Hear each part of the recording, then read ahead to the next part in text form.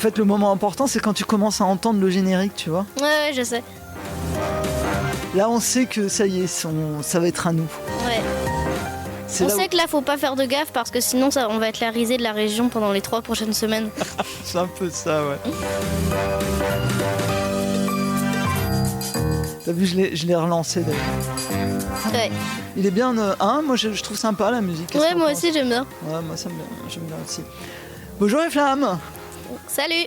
Tu vas bien? Bien et toi? Ouais, très bien. Ça me fait plaisir qu'on se retrouve comme ça à chaque fois. Ouais. Le vendredi après-midi, c'est sympa. Ouais. Bon, sauf que tu seras pas là vendredi prochain, faut le dire. Ouais, hein. bon. Les vacances. Les vacances, yes. D'accord. D'ailleurs, bon, alors je le dis à l'antenne, tu seras pas là vendredi prochain et les 2 semaines de vacances. Donc ça fait 3 vendredis où tu seras absent.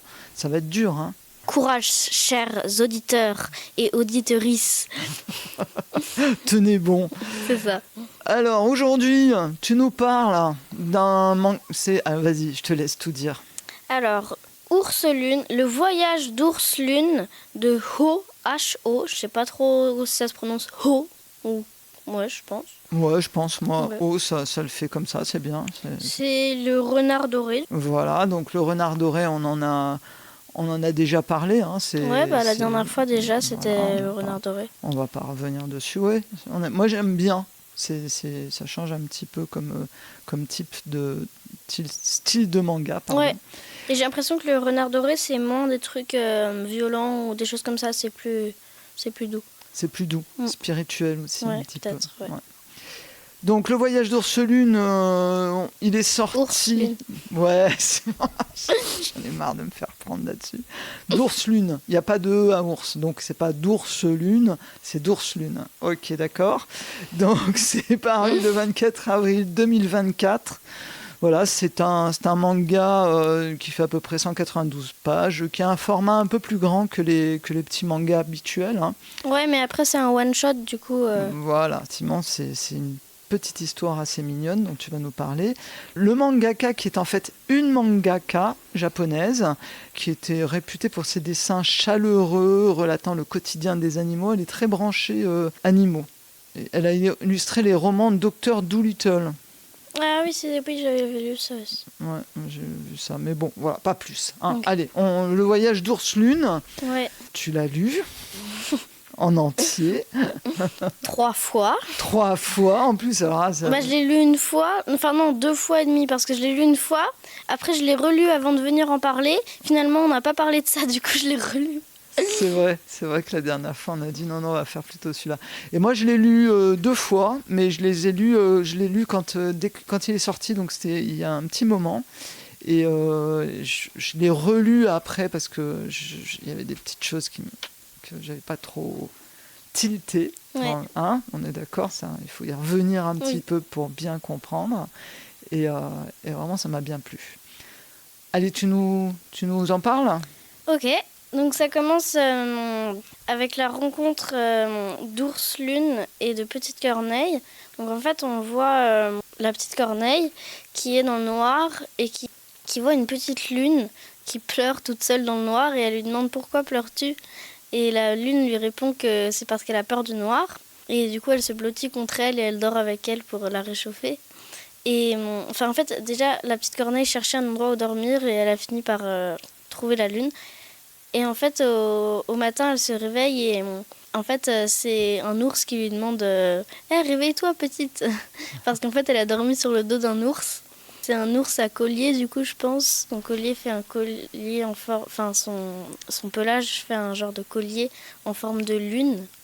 Ce qui est marrant, c'est qu'en fait, on comprend... Enfin, au début, on a l'impression que c'est la Petite Corneille qui rassure la lune et tout ça. Et en fait, après, on comprend que c'est l'ours qui a trouvé... Enfin, la Petite Corneille a trouvé l'ours, mais c'est lui qui s'est occupé d'elle et qui l'a mis sur son dos pour qu'elle soit bien au chaud. Donc voilà, il se réveille. En fait, elle demande... elle appelle Ours Lune. Il lui demande « Pourquoi tu m'as appelée comme ça ?» Et elle lui dit « Voilà pourquoi. » Et elle dit « Ça se trouve, ton pelage croît et décroît comme la vraie lune. » Oui, Bon, Ours Lune répond que ce n'est jamais arrivé. Voilà. phénomène qui aurait été très étonnant. Ouais, surtout le pauvre ours, hein, ça aurait fait du mal. Et c'est vrai que ça reste toujours cette forme de demi-lune, en fait. Ouais, C'est ce qui fait comme un petit collier autour de son cou, Mm. ce qui est très joli, en fait. ouais. Et il propose à la corneille de la transporter sur son dos. C'est ça. Et donc il commence à voyager un peu, il trouve il trouve des petites pierres précieuses, ils font leur chemin. Petite Corneille lui demande à un moment où je sais plus exactement comment ça se passe, mais en fait elle comprend que bah, du coup il est toujours tout seul dans la montagne et elle lui demande s'il a vu d'autres ours dans la montagne et il lui dit que non, il n'a jamais vu d'autres ours et il a été séparé très petit de sa famille et il s'en rappelle très mal. Et donc en fait ça va être un peu une petite, en quelque sorte, quête pour trouver les ours et essayer de trouver un endroit où vivre pour Urslune, enfin parce qu'il vit dans un territoire mais il est tout seul quoi. Ouais, il veut trouver ses congénères, en C'est fait. ça. Il veut retourner, il veut pouvoir vivre avec ses congénères plutôt que d'être toujours tout seul. Ouais. Et c'est pas une vie pour un ours que de vivre avec une corneille. On est un peu d'accord. Inversement d'ailleurs pour la corneille. Et il y a un moment, c'est intéressant, je trouve. À un moment, il fait un rêve où il voit des ours et il y va et en fait, les ours ils partent et il se retrouve tout seul. Et au réveil, il comprend qu'en fait, c'est parce que il a toujours été tout seul et il a jamais eu peur d'être tout seul. Et que maintenant qu'il a une amie sur son dos pour être avec lui et à qui il tient, bah, c'est là où il se rend compte qu'en fait, ça lui tient à cœur, quoi. C'est là où il se rend compte que c'est difficile pour lui d'être seul et qu'il veut. C'est l'histoire d'une belle amitié alors. En fait. Ouais, vraiment.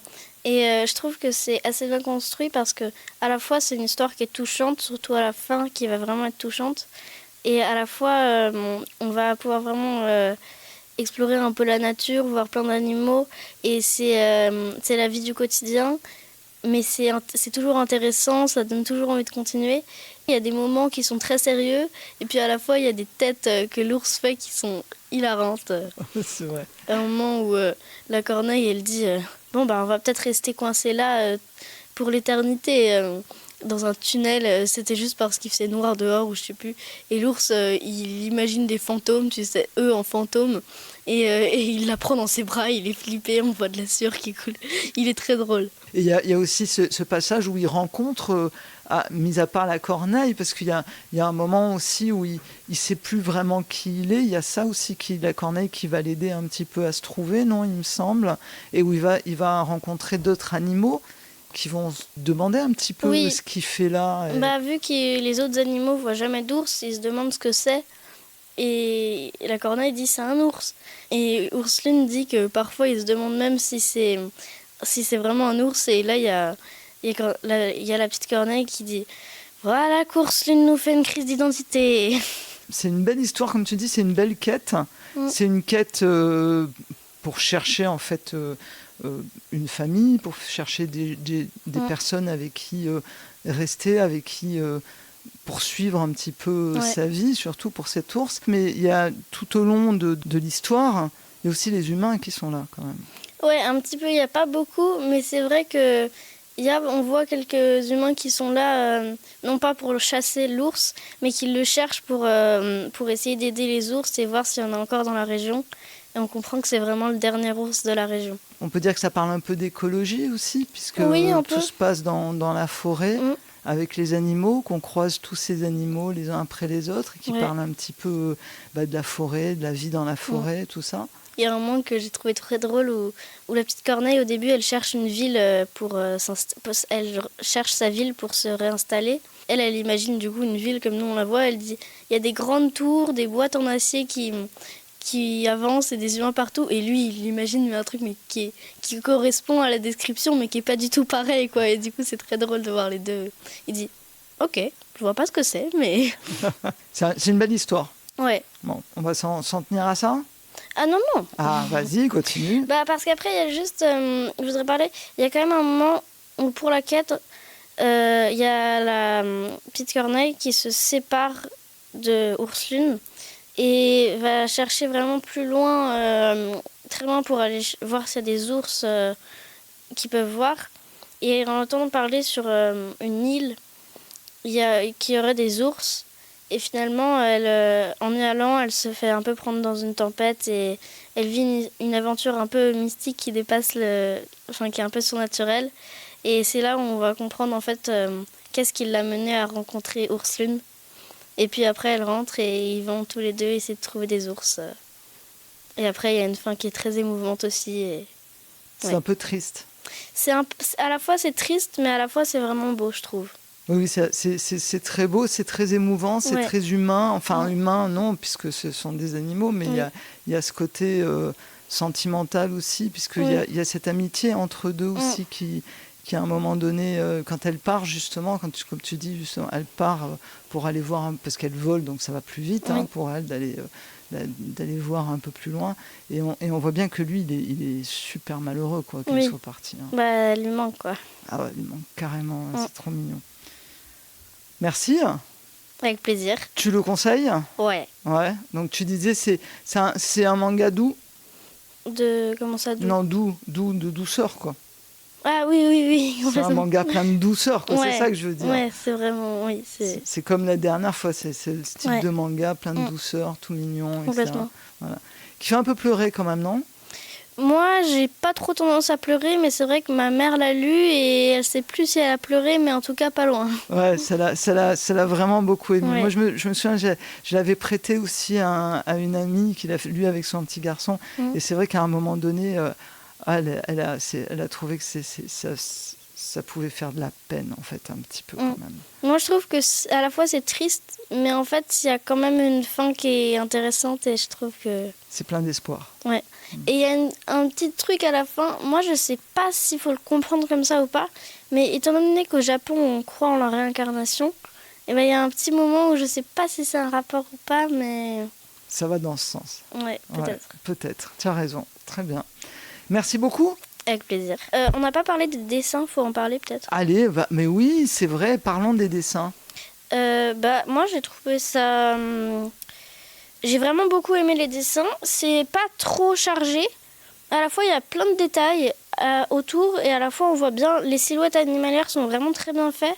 Ouais, j'ai beaucoup aimé les dessins. Et vraiment, c'est bien détaillé, mais à la fois pas trop. Et je trouve ça... Ouais, j'ai beaucoup aimé les dessins. Ils sont beaux, hein. Ouais. Ils sont bien dessinés. Moi, je trouve l'ours, vraiment, je le trouve super mignon. En plus, il est hyper expressif. Ouais. Et puis après, il n'y a pas tous les petits poils, mais il n'y a pas besoin. Et la silhouette est super bien faite. C'est vraiment... Ouais, c'est vrai. Ouais. C'est vrai qu'en feuilletant comme ça, déjà, en le regardant, déjà, on se prend d'amitié, d'amour pour lui. C'est ça. J'en aimerais bien en avoir un comme ça à la maison. Tout mignon.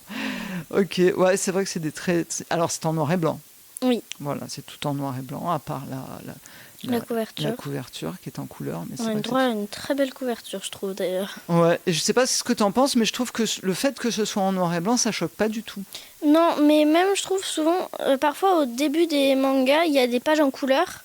Et moi, je commence le manga et je me rends même pas compte qu'il y a eu la différence, en fait. Ouais, que c'est passé C'est tellement au noir et naturel que, en fait, je me rends même pas compte. Ouais, c'est vrai. Très bien, c'était le voyage d'Urslune, d'Urslune, sans le E à la fin, de l'autrice, la mangaka O, proposée par Eflamme. Et tu as aimé. Oui, beaucoup. Et tu le conseilles. Oui. Tous les âges. Oui, faut savoir lire ou se le faire lire. Ou se le faire lire, très bien. Allez, merci, au revoir. À la prochaine. À la prochaine, au revoir.